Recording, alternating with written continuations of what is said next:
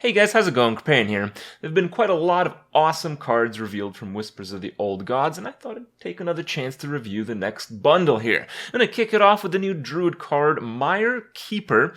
A lot of players talk about this card and it being like super OP. Well, it can be. I think it's mostly going to be super OP in Arena because curving out and getting a little bit of a mana cheating ability is super ridiculous. We probably will see mostly ramp druids, I believe, because there's been so much talk about the combo that everyone's playing these days in druid decks getting nerfed. So if that happens, this is a great ramp card. It's not a completely batshit broken ramp card because the 5 mana slot is actually a really good slot for Druid. Druids have Druid of the Claw. Druids very regularly play Azure Drake along with, a few other 5-drops that pop up. So the reason that's important is because, yeah, you want to get a mana crystal most of the time when you play this card. But if you have to play this on 4 mana and you skip your 5th mana, that means that you shouldn't include that many 5 mana cards in your deck. Now you might think, no, I'm just going to include them anyway, but that's really not how it works. If you look at a card like Wild Growth, the reason Wild Growth is really good is, well, it's just pretty good on its own, but it also is really good because Druids don't want 2-drops. The 2-drops kind of suck, and the 3-drops also kind of suck. So because you can skip the 3, you can go straight into 4, that's a huge deal. And you can kind of have some flexibility with the coin and maybe do a little bit better than that. But skipping 5 is really not that big of a deal. Yeah, you might get to like 7 one turn earlier, you get that aspect, so it's still really strong, but it's not totally broken. A card like this, the lower mana, the more broken it is, So Mire Keeper is in my opinion very powerful. We'll probably see 2 of it in most Druid decks out there, but I don't think it'll break the game as some people have suggested. Now, when it comes to the empty mana crystal, because it's not a card, I don't believe you will draw a card if you're on 10 mana crystals. So if you're playing this on 10 mana crystals, it's 4 mana for a 3/3 and a 2/2, and that's pretty good. That's, more stats than you generally get for 4 mana, and having it across multiple minions is, from what we've seen, good in Constructed and slightly less good in Arena. But this card in Arena is mostly for the mana ramp. Druid's also got Wisps of the Old Gods. It's another one of these Wisp cards. The last one, Dark Whispers, didn't really check out too well. Turns out putting Taunt and a huge buff on your minion isn't really that big of a deal. And putting down a bunch of 1/1 minions for a really high mana cost also isn't that great of a deal. Well, Wisps of the Old Gods is kind of worse than that, even though you get a better deal for your Wisps. Do you really? I mean, to summon 7 Wisps, you can only have 7 minions on the board. So you basically need to have absolutely nothing on the board and for it to be a good situation to play 7 1/1s. Do those 2 things come up very frequently? I would say not that frequently. There's probably an opportunity here and there in any game, but basically what I'm saying is it's very restrictive. And you can choose to give your existing minions +2/+2, and that can be pretty good, but why don't you just use other effects that do that? You have Power of the Wild, which does it for 2 mana. It's half the effect, but it's way less than half the mana. And if you really want to play a late game stat buffer with flexibility, there's Cenarius. You don't really see Cenarius, causing that much of a ruckus in Constructed these days. It's kind of meh. Kind of bad. Call to Wild, the Hunter card released this week. Probably the best card out of the set so far. I want to be on the record. This card is crazy. Crazy. I think it'll be really powerful. I think it might be the turning point for control-ish or slower mid-range hunters, just because of its mana cost, but even with that mana cost, we might see it in some of the more aggressive mid-range hunter lists. It's that good. So you get all 3 animal companions. You get the Leok, which is the 2/4 that buffs all your minions by 1 attack. So because you, at the very least, get 2 other minions, it's basically like a 4/4 worth of stats with bonuses. You get the Huffer, which is a 4/2 charge, and then you get the Misha, which is a 4/4 taunt. So what are you getting there? You're getting 12/10 worth of stats with partial charge, partial taunt, and board buffing capabilities. It's just completely insane. Just completely insane, really. One of the best cards I've ever seen. I can't deliver the words on how crazy this card is. Hunters really struggle to come up with slow decks in the past, and hopefully this will be the turning point, because it is a pretty interesting deck to play, as your hero power as a hunter is very poor in the control matchup, so you need to make up for that in a multitude of different ways. Hammer of Twilight, new Shaman weapon, 5 mana cost weapon, 4/2 the death rattle to summon a 4/2 elemental. This weapon is really, really powerful. It's really powerful because not only do you just have a weapon that, does pretty well. I mean, we've seen 4/2 weapons be really good throughout the game. Some people say that, because it's not 4 mana, it's not going to make a big enough impact. It'll make a big enough impact. But the main thing that weapons really do is they tempo out big time. Weapons, it's kind of like investing your health for value and tempo. And the tempo really comes down on the second weapon hit. So when you play a weapon for the first time and you attack something with it, that's usually a kind of a mediocre / poor tempo turn. But the second attack of a weapon is when it really pays off. And because the second hit is synchronized with a high attack minion spawning, that is like an immense tempo swing. It's immense. So this might just be the best Shaman card in Arena, because that's where these things really have a big effect. And if we do see a lot of like mid-range, maybe fastish control style games, this card might even see 2 of in a lot of constructed decks. But I really feel at the very least you would include one of these in almost every single Shaman deck. It is so good. A 4/2 weapon is worth at the very least 3 mana, and a 4/2 minion is worth at the very least 2 mana. But you get it on the same card, and you kind of get that synchronous effect of the huge tempo off the second weapon hit plus a high attack minion. If the stats were distributed differently, this weapon could actually suck. If instead of a 4/2 minion you'd have a 2/4 minion, that would kind of suck, because when you're winning, that's when you want high attack, low health minions in terms of budgeting. So this is just amazing. Really, truly amazing. And we have Spreading Madness. Slightly less amazing card. 3 mana Warlock spell, deal 9 damage randomly split across all characters. So this card is, a way better Avenging Wrath, and it's also, completely horrible and completely useless at the same time. It's just going to depend on the RNG. The expected result is kind of like the Maddest Bomber. We basically got the Maddest Bomber. A lot of people have been asking for an upgraded version of Madder Bomber. This is basically it. You got what you asked for. There's some synergy with this card, but, it is a little bit outdated. We're talking about like Floating Watcher stuff. It gets pretty cool. There are a few other synergies, but they're not really too impactful. My impression is that you generally use this card if your opponent is playing a ton of very small minions, and from the looks of it, it doesn't seem like that will be the case in the standard format. But in the wild format, that seems quite likely, and maybe it will see some action there. But you have to think about it this way: even against an aggressive deck, if you kill just some of their minions but also take a bunch of damage, you're still in a bad spot. So it's just really poor in terms of the expected result, but, of course we're going to have some pretty sick highlights eventually. And we have Possessed Villager, 1 mana, 1/1, death rattle, summons a 1/1 Shadow Beast. What is a Shadow Beast? Just a 1/1 minion. It's nothing really special. So you get 2/2 for 1 in terms of overall value, but it's between 2 minions, and if you're playing Zoo and you're playing a lot of buffs, that's actually considerably better. And the biggest thing to really note is Blizzard has been very stingy with powerful 1-drops, especially for Warlock, and they finally got one. And basically what Blizzard is trying to say here is, we want Zoo to continue being a thing. So they released this card, and that's exactly what it's going to do. This card is really good on its own. It's particularly good if you have synergistic cards that buff the attack and give minions taunt. Basically Zoo-like stuff. But it's also very powerful because it becomes a new addition to the options from Dark Peddler, which is a card that is included in Warlock decks everywhere already, and you have a much better option. So it makes a good card better, and it's also a good card. And that's very significant for the Warlock class. One of the best cards in Arena too, I believe, but we'll see how consistently you can really draft buffs after the expansion and the drafting weights come in.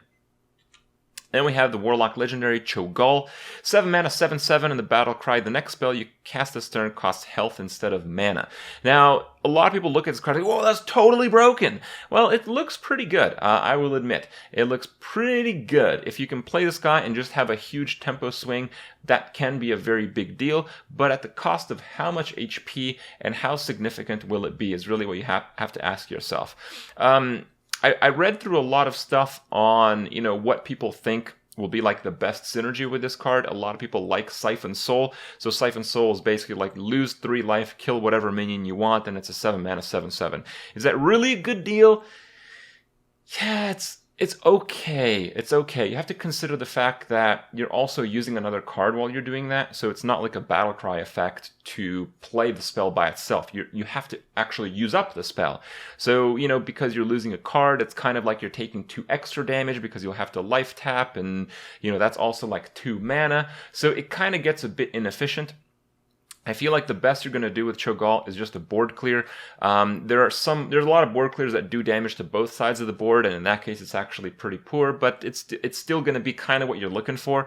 Like if you do it with Hellfire, you're going to take 7 damage, and you're not going to have a 7/7 Cho'gall at the end of the turn. But if Hellfire clears the board, and you can tempo out a 7/4 against a clear board, that can be a really big game-swinging move. So, that can kind of work. I do think the absolute best card to use with Cho'gall is Shadow Flame, and, if people are playing mid-range and control decks, Warlocks might go back to just the non-Reno versions and run 2 Shadow Flames and 2 of a few other board clears. So, it looks like a good card, but, I wouldn't go too crazy about this guy. And we have Blood Warriors. Add a copy of each damaged friendly minion to your hand.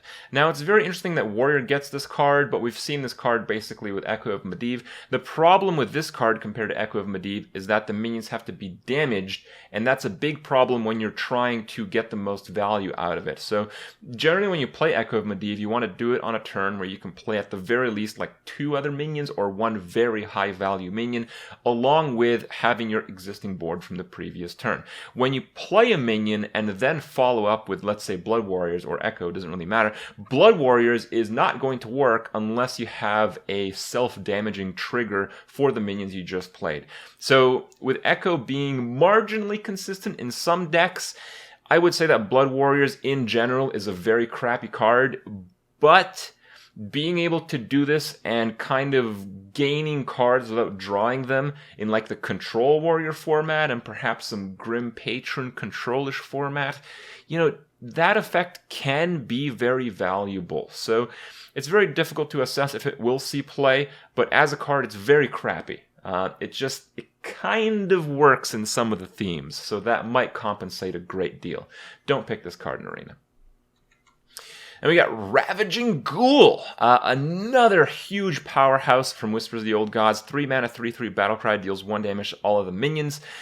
This is insane. I think this is like the RIP Whirlwind. I don't think anyone ever play Whirlwind after this card comes out because, you get the Whirlwind effect. Yeah, with Whirlwind you can combo and do a lot of other stuff, so maybe you'll play Whirlwind in a few decks like Grim Patron. But in general, Ravaging Ghoul is so much better. Usually, the Whirlwind card is a very powerful effect, but the reason Control Warriors don't really run it anymore is because a lot of the competing slow decks make it so Control Warriors need heavier cards. So Whirlwind is a really powerful effect against an aggro deck, but if you include it in your deck, you're generally going to not have enough total value in your deck to beat another control deck. So that's why Whirlwind is kind of like, maybe do I use this, do I not use this type of card in a Control Warrior? And it's the very same thing in Arena. In Arena, you much more need value in every single card you play. So the fact that it's a 3/3 minion for 3 while giving you the Whirlwind effect makes your deck heavier, makes it so it's a better tempo swing. It's a little bit less combo-y, but overall it's such a big deal. The fact that it's common means that, again, Warriors getting huge amounts of power in Arena. You're going to see lots of these in Arena, and you're going to see a lot of tempo players cry after they get savagely wrecked by the battle cry. So, really cool card. I expect to see a lot of play from this one. Moving on, we have Blood of the Ancient One, 9 mana, 9/9. If you control 2 of these at the end of turn, merge them into the Ancient One. What is the Ancient One? Well, it's this guy, 9 mana, 30/30. That seems pretty good, but it's maybe not. Because if he gets frozen, if you put like a taunt in the way, if anything happens, if it gets removed, you have to think about it this way. If it's going to be like a mid-range / control type of game, then a lot of people are actually going to run hard removal, like Hex and stuff like that. So it's actually going to be beneficial to your opponent if you merge your big minions into one big minion, because they'll just remove that one. They wouldn't care. So yeah, that kind of sucks. And if it's an aggressive type of metagame, you're just never going to be able to play this guy. So Blood of the Ancient One, it seems like a pretty crappy card, but it seems like a really cool card. You're almost never going to get this off in Arena, but if you do, you're going to be really happy. The main synergy with Blood of the Ancient One is using Faceless Manipulator on it, so you don't have to pay the secondary effect. But the effect really isn't as powerful as you might believe. Like, would you rather have a 30/30 or would you rather have 2 9/9s? I think you'd really just want to have 2 9/9s in almost every single situation, because that's a really big minion already. If you've played it and it's survived a turn, you've probably, clocked your opponent in the face for a little bit already. So having 2 9/9s is often going to be much better than a 30/30.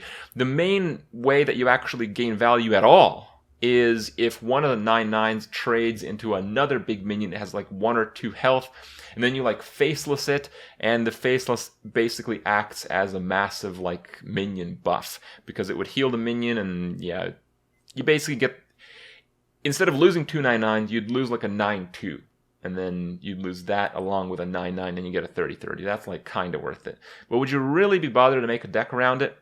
Well, I guess I will, because that would be really funny. But in general, it's not going to be very good.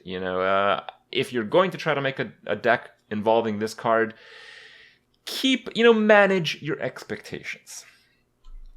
Then we have Cho'gall the Slitherer, the 9 mana 5/9 taunt that can't be targeted by spells or hero powers.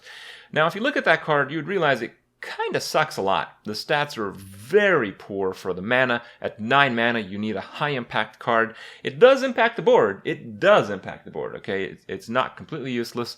But will it do enough? I would argue probably not.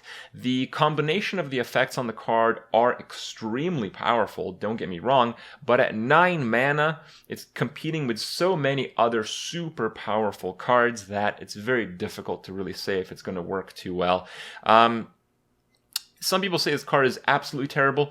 I don't think it's absolutely terrible, because, you mostly have to look at the stat distribution. The fact that it has 5 attack is generally like, it has a good enough attack. If this minion was like a 9 mana 9/9 taunt, can't be targeted by spells or hero powers, and Big Game Hunter didn't exist, would that be a lot better? No, it'd be about as good. So the stats are fine-ish. We're off a few points here and there, but it's overall okay. It works pretty well with the legendary released last week, the Yogg-Saron Rage and Bound. I mentioned that you'd really want huge taunt minions in your deck for this effect to work constantly. And yeah, Cho'gall is that. So it kind of works with some of the other cards involved in the set, and that is a pretty positive thing, at least.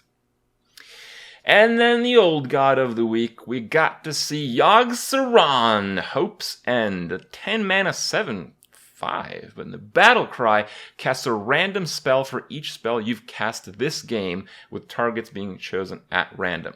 So basically complete madness, complete chaos. It's gonna happen. Just there's gonna be, direct damage spells flying at all your other minions. Probably Yogg-Saron is going to die from his own battle cry. Someone's probably gonna die. Someone's probably gonna have their minions buffed. Someone's gonna probably draw a lot of cards. Now someone's gonna be you. So if you play this near the fatigue mode, you can expect to die. And that's why I kind of mentioned that it's a very weird card, because most likely, I think when you're going to play this card, you're going to have a tie game situation if you play it near the end, where probably both players are going to die, one player through damage, another player through self-melee. So it's just a complete mess, but it's really cool. It has a few mechanics that are not too common. The spells are cast from the card, so stuff like spell damage probably won't work. Stuff like Flame Waker is definitely not going to work. Basically anything that would work with your spells generally will not work with this card because you are not casting the spells, Yogg-Saron is casting the spells. And that's like a really weird thing, and I think that's the first time we've seen a mechanic like that, which, on one hand is like, well, why would you do that? But on the other hand, they've basically developed this way of coding cards that might make things a bit more interesting in the future. You can maybe expand on this theme of mechanics. So I kind of see that in a positive light. Overall, Yogg-Saron is probably not going to see too much play, if any play at all, but maybe. We'll see. The craziness is going to be real, and I do expect out of all the dumb cards that are probably horrible, Yogg-Saron will have the most people trying to make it work. More or less. Anyway, guys, that's going to be it for this week's review. Hope you guys enjoyed it. We really got to see a lot of powerhouse cards this week, and, with all the old gods out, yeah, we'll have to see what's left. But so far, it's shaping up to be a pretty damn good expansion, even if we don't have the rest of 50 or 60% of the cards in a set being released. It's already a pretty good expansion, so pretty exciting. Hope you guys enjoyed it. I'll see you guys later.